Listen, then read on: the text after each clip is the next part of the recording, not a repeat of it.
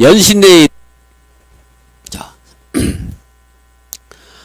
예, 강의하다 보니까 자꾸 기침이 나오네요. 어쨌든 이제 세 번째로 경매와 공매의 차이점과 동시에 진행될 때 대응 방법에 대해서 한번 설명을 드리겠습니다. 과거에는 이제 경매와 공매가 동시에 진행돼 가지고 이제 먼저 경매를 먼저 낙찰을 받고 나서 또 공매가 지나면 공매에서 낙찰을 받고 나서 잔금을 먼저 치르면 소유권을 취득하기 때문에 아주 재미있었던 일이 많습니다. 그리고 이상하게도 그 경매와 공매가 동시에 진행되는 경우가 간혹 있습니다. 그럴 때 우리가 누가 먼저 낙찰받았냐가 중요하지 않습니다. 누가 잔금을 먼저 납부한 사람이 소유권을 취득하게 되는 거거든요. 그래서 여러분들은 이제 보면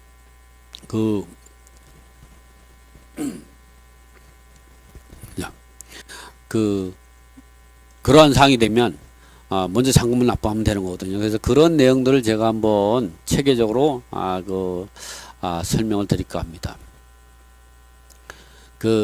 보면 이제 경매와 공매 같은 경우는 어떤 것이냐 보면 이렇게 경매와 공매는 이런 차이가 있다.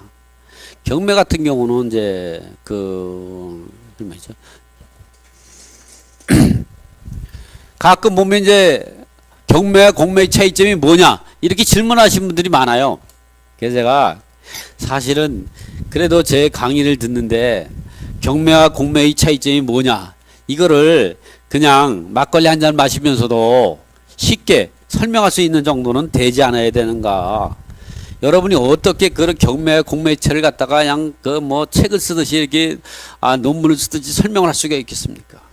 그것도 중요한 게 막걸리 한 잔 마시면서 그걸 왜 그렇게까지 할 필요가 뭐 있어요? 그러나 설명을 할 수가 있어야 되지 않겠어요? 그래서 여러분들에게 간단하게 경매와 공매의 차이점이 뭔가 이 부분에서 설명을 하고자 합니다. 경매, 공매. 경매는 집행기간이 어디냐 그리고 집행기간 그리고 채권자가 누구냐 이걸 채권자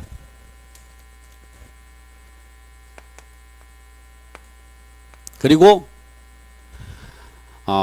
어떠한 법률에 의해서 이루어지자 법률적 근거 이 세 가지로 우리가 나눠볼 수가 있는 거죠. 집행기간은 여러 가지 경매 같은 경우는 부동산 소재지 관할 법원이 되는 거죠. 부동산 소재지 관할 법원. 그러니까 법원이라고 생각하시면 되는 법원. 여러분 부동산 소재지 관할 법원이다 이렇게까지 이제 다 외울 필요 없죠. 법원입니다. 경매는 집행기관이. 공매는 누구냐? 공매는 공기관이죠. 왜 공기관이냐? 공매를 다 한국자산관리공사에서 다 하는 건 아니죠. 그러나 공매의 거의 이제 98%가 공매의 98%가 이제 캔코도 공기관이죠.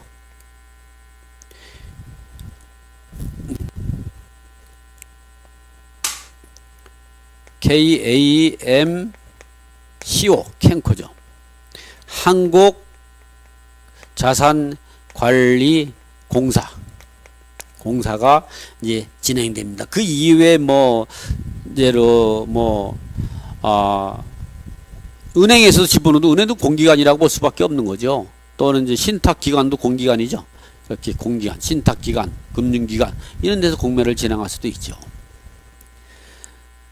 또는 이제 그런 미술품 같은 경우도 경매가 있고 또는 이제 농산물 같은 것도 경매를 하죠. 이런 부분도 공매 이런 것들은 어떻게 보면 공매로 볼 수가 있는 거죠. 그래서 이런 것들은 이제 어쨌든 공매 같은 경우는 이렇게 공기관 또는 법원이냐 이렇게 따라오죠. 특히 이제 경매는 법원, 공매는 한국자산관리공사 이렇게 얘기해도 이렇게 틀린 건 없죠. 그 다음에 채권자는 누구냐? 이거는 개인 채권자입니다. 담보물권자가 있을 거고 근저당 같은 담보물권자가 경매를 신청할 수도 있고 일반 채권자로 경매를 강제경매 신청할 수 있는 채권자. 담보물권자가 임의경매 신청하는 거고 일반 채권자가 강제경매 신청하는 이런 채권자가 뭐 담보물권자든 일반 채권은 다 개인 채권자죠. 이 개인 채권자가 경매를 신청하는 걸 우리가 경매라고 한다. 그러나 이거는 뭐야? 공매는 조세나 공과금 등이 대부분이니까 이런 것들은 공채권이죠. 개인 채권이 아니라 공채권자가 공매를 신청한다. 그래서 이 경매는 개인 채권자, 공매는 이 공채권자 할 수가 있는 거죠. 어떠한 법적 근거에 의해서 경매나 공매가 차이점이냐? 경매 같은 경우는 민사집행법에 의해서 진행되는 겁니다. 의해서 진행되는 겁니다. 공매는 국세집법에 의해서 진행되는 거죠.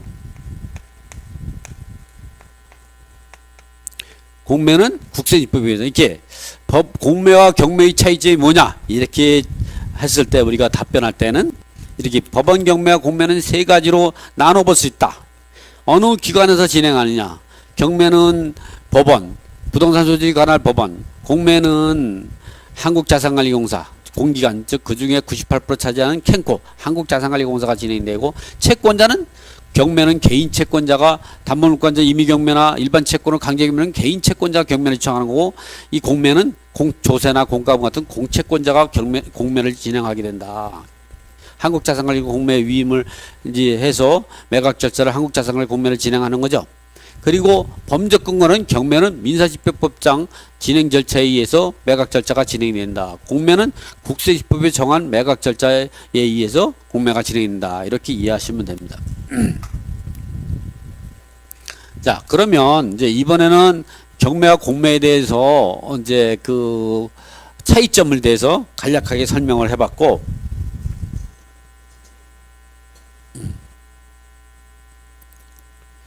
자, 경매 공매로 낙찰받고 나서 잔금 납부까지 어떻게 진행가? 참 이 부분은 이제 경매로 낙찰받고 나서 잔금을 치르는 거를 제가 간단하게 좀 전에 설명했지만 그림으로 다시 설명하고자 합니다. 이렇게 뭐 입찰에 참여를 했습니다. 입찰서를 작성 제출한 거죠. 매각 기일에 입찰 기일에 입찰서를 제출했죠. 그 중에 운이 좋아가지고 1등을 했다면 낙찰받았다고 하죠. 이럴 때의 신분을 최고가 매수 신고인이라고 합니다. 근데 7일 있다가 이게 낙찰받았다 그러면 이 매수인이 신고가 아니라 최고가라는 꼬리표가 붙습니다. 즉 가계약했다는 편이라고 봐도 되는 겁니다. 7일 있다가 매각 허가에 대한 7일간의 매각 허가 결정에 대한 이의를 할 수 있는 7일간의 기간을 줍니다. 그래서 이때 매각 허가에 대한 이의가 없거나든가 매각 허가에 대한 이의를 제기했는데 법원에 기각됐다. 그러면 받아들이지 않다 그러면 매각 허가 결정을 하게 되는 거죠. 또는 불허가 결정도 하고, 매각 허가 결정했다면 7일 있다가 매각 허가 결정을 확정시킵니다. 이럴 때에 즉시 항고를 할 수 있는 기간이죠. 이렇게 확정이 되고 나서는 30일 있다 잔금 납부 기한이 주어집니다. 그리고 이 잔금 납부로 30일 있다가 이제 그 배당일이 잡히죠. 이 배당일 3일 전에 배당 표현을 작성해서 이해관계인에게 하려면 하죠. 그리고 낙찰자도 이해관계인입니다. 그래서 배당표에 대해서 열람 신청할 수가 있는 거죠. 공매는 어떻게 진행이 되는가? 공매물건은 낙찰받고 나서 경매와 같이 배분까지 마무리하는 절차를 보면은 이렇게 되는 거죠. 입찰서를 작성해서 제출하면 이제 공매 같은 경우는 공매는 기일 입찰입니다. 기일.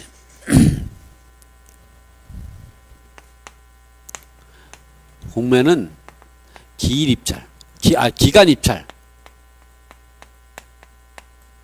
경매는 기일 입찰이죠. 입찰 당일날 입찰. 물론 경매도 기간 입찰을 하지만 아주 특수한 경우는 기간 입찰도 하죠. 기간 입찰도.